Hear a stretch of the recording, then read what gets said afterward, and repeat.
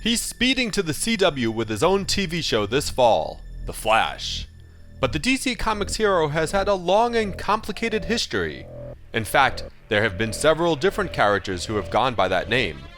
So let's take a look back at the Scarlet Speedster and how he has evolved over the years.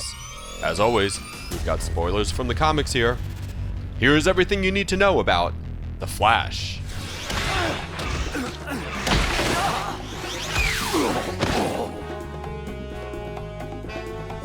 Could it be the Flash?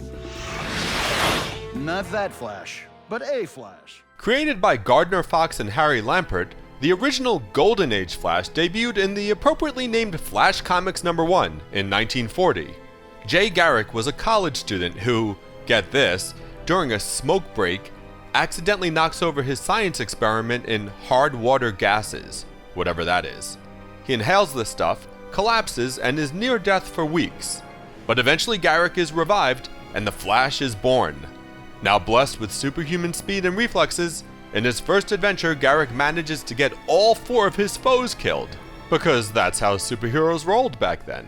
Clearly inspired by Mercury, the speedy god of Roman mythology, Garrick, in a burst of old-fashioned overstatement, is even called the reincarnation of the god in his first issue.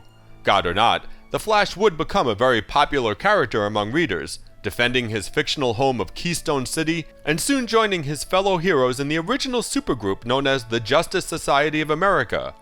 But in time, superhero comics went out of fashion in favor of other types of stories, and Jay Garrick, like many of his cohorts, eventually disappeared from the comics rack altogether, with his last appearance coming in All-Star Comics #57 in 1951. But it didn't take long for the Flash to return. Because I'm the Flash, the fastest man alive. Just 5 years later, DC relaunched the character in what would become known as the birth of the Silver Age of comics. Attempts had been made to bring back superheroes before, but this new Flash, debuting in Showcase #4 in 1956, was the first to truly succeed. Spearheaded by editor Julius Schwartz, the Silver Age Flash was Bart Allen, a police scientist who gains his powers after an unlikely run-in with a lightning bolt and some chemicals. Funnily enough, the Jay Garrick Flash is even acknowledged in Allen's origin tale as a comic book character that inspires the new Flash's heroics. By 1959, Allen was popular enough to get his own comic, and with the success of this Flash, superheroes were now hot again. New takes on old characters were launched, a variation on the Justice Society was born called the Justice League of America, and even Jay Garrick was reintegrated into this new continuity in the classic Flash of Two Worlds story, thanks to the concept of parallel universes. And in an early bit of meta storytelling, Allen even refers to Flash creator Gardner Fox in that tale. Garrick's Golden Age counterparts would soon reappear as well, though of course this would all eventually lead to the insanity known as Crisis on Infinite Earths. But more on that in a second. Don't look at me like that. Bart Allen remained the Flash for some 30 years, speeding through his home base of Central City, romancing his fiancée and eventual wife, Iris West, and picking up a young sidekick in the form of Iris's nephew, Wally West. Finding himself in the incredibly unlikely situation of also getting powers from a lightning and chemical bath, Wally became Kid Flash. At your service. A bizarre band of villains known as the Rogues would plague Allen over the decades, including guys like Captain Cold, Captain Boomerang, Mirror Master, Weather Wizard, the Trickster, the Pied Piper, and so many more. The hardest men in town, and we all have something in common. Bilateral symmetry. We'd all be living like kings if it weren't for the Flash.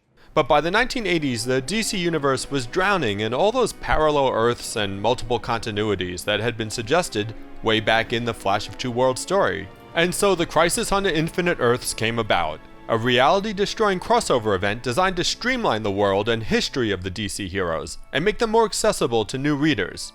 You know, kinda like the more recent New 52? A main story point in Crisis detailed the heroic death of Bart Allen as he tried to save the universe. And since this was way back when comic book deaths kind of meant something, Allen actually stayed dead for 23 years. And so Wally West took on the mantle of his dead uncle, becoming the new Flash. And in the process, DC had also managed to transform their famed speedster into a younger, hipper hero.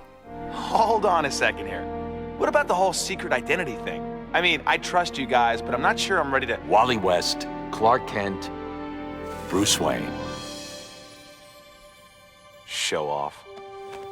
An attempt was also made to ground Wally's powers somewhat, slowing him down, relatively speaking, and requiring him to stuff his face constantly in order to fuel all that super speedy action. Wally remained the Flash for many years himself, and in fact his lighter, funnier characterization has often informed the on-screen portrayal of the Flash, like in the beloved Justice League animated series. Something called the Speed Force was also introduced during this time, an extra-dimensional catch-all explanation for the true source of all the Flash's powers. By 2006, the fourth Flash had arrived. Bart Allen was the grandson of Barry, only from the 30th century because, you know, comics. Formerly known as Impulse and then Kid Flash, Bart was the sidekick to Wally before graduating to full Flash status himself. Unfortunately, he would die shortly thereafter, but don't worry, Bart returned from the grave eventually. As did his granddad Barry, who'd been dead ever since Crisis but finally returned in 2008 and 2009's Final Crisis and the Flash Rebirth stories.